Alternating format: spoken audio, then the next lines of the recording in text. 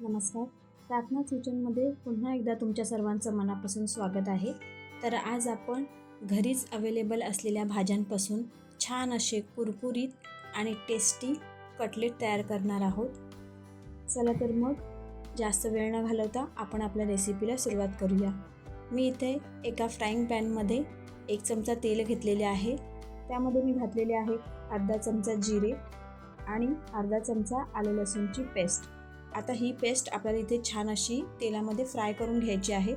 त्यानंतर आपण याच्यामध्ये घालणार आहोत एक मीडियम साईजचा कांदा, जो आपण इथे बारीक चिरून घेतलेला आहे. तोही आपण इथे या फोडणीमध्ये छान असा परतून घेणार आहोत. त्यानंतर आपण इथे भाज्या घालणार आहोत. मी इथे घरीच अवेलेबल असलेल्या भाज्या घातलेल्या आहेत. तर ह्या भाज्यांमध्ये मी घातलेले आहेत 2 बारीक चिरलेले गाजर, त्याच्यानंतर एक बारीक चिरलेली शिमला मिरची आणि जवळजवळ अर्धा कोबीचा कांदा मी इथे बारीक चिरून घेतलेला आहे, तोही मी इथे घातलेला आहे. ह्या भाज्यांव्यतिरिक्त तुम्ही बीटरूट, हिरवे वाटाणे किंवा फरसबी अशा भाज्याही वापरू शकता. ह्या भाज्या मी इथे शिजवलेल्या नाही आहेत, फक्त परतून घेतलेल्या आहेत. आता आपण ह्याच्यामध्ये मसाले घालणार आहोत. तर मी इथे घातलेले आहे अर्धा चमचा तिखट, पाव चमचा हळद, अर्धा चमचा धना पावडर, अर्धा चमचा गरम मसाला, अर्धा चमचा चाट मसाला आणि अर्धा चमचा आमचूर पावडर. त्याचबरोबर मी इथे काळे मीठ वापरलेले आहे. तुमच्याकडे जर काळे मीठ नसेल तर तुम्ही साध्या मिठाचा सुद्धा वापर करू शकता. आता हे सर्व मसाले आपण ह्या भाज्यांमध्ये छान असे मिक्स करून घेणार आहोत.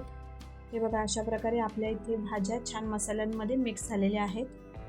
त्यानंतर मी इथे 4 बटाटे उकडून घेतलेले आहेत. हे बटाटे मी सोलून ते किसणीवरती बारीक किसून घेणार आहे, जेणेकरून ते छान असे ह्या भाज्यांमध्ये मिक्स होतील. तर हे पहा, मी इथे बटाटे छान बारीक किसून घेतलेलं आहे. आता ह्या बटाट्यांमध्ये मी जे भाजींचे मिश्रण तयार केले होते ते मिक्स करून घेणार आहे. याचबरोबर मी इथे बारीक चिरलेली कोथिंबीरसुद्धा वरून घातलेली आहे, त्याच्यामुळे छान अशी चव येईल. तर आता आपण हे मिश्रण छान इथे एकजीव करून घेणार आहोत. आपण इथे कोणत्याही प्रकारचं बाइंडिंग वापरणार नाही आहेत, फक्त ह्याच मिश्रणामध्ये आपण आपले कटलेट्स तयार करणार आहोत. हे कटलेट्स मी मुलांसाठी बनवलेले आहेत, त्याच्यामुळे मी इथे मिरची किंवा चिली फ्लेक्स वापरलेले नाही आहे. तुम्हाला जर आवडत असेल तर तुम्ही याच्यामध्ये चिली फ्लेक्स किंवा हिरवी मिरची कापून घालू शकता. हे बघा, आपले मिश्रण इथे तयार झालेले आहे. आता आपण कोटिंगसाठी इथे कॉर्नची स्लरी तयार करून घेणार आहोत. त्यासाठी मी इथे अर्धा वाटी कॉर्नफ्लॉवर घेतलेले आहे. गरजेनुसार मी इथे मीठ घातलेले आहे आणि थोडे थोडे पाणी घालून मी इथे कॉर्नची स्लरी तयार केलेली आहे. ही पहा. आता इथे मी तेलाचा हात घेऊन छान असे कटलेट तयार करणार आहे.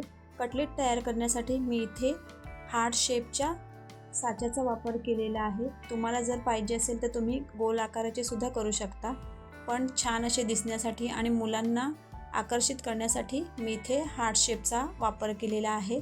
तर हे पहा, आपल्याला इथे हार्ट शेपसारखे कटलेट इथे तयार करून घ्यायचे आहेत.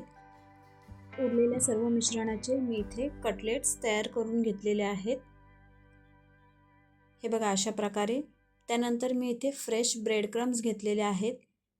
त्याचबरोबर आपण तयार केलेली कॉर्नची स्लरीसुद्धा घेतलेली आहे. तर ह्या कॉर्न स्लरीमध्ये मी हे कटलेट डीप करून घेणार आहे आणि त्यानंतर ब्रेड क्रम्सने यांना कोट करून घेणार आहे. अशाच प्रकारे मी सर्व कटलेट्स इथे कोट करून घेतलेले आहे. हे सर्व कटलेट्स मी डीप फ्राय करणार आहे. जर तुम्हाला पाहिजे असेल तर तुम्ही शॅलो फ्रायसुद्धा करू शकता, कारण की आतल्या ज्या भाज्या आहेत त्या पण छान अशा फ्राय करून घेतलेल्या आहेत.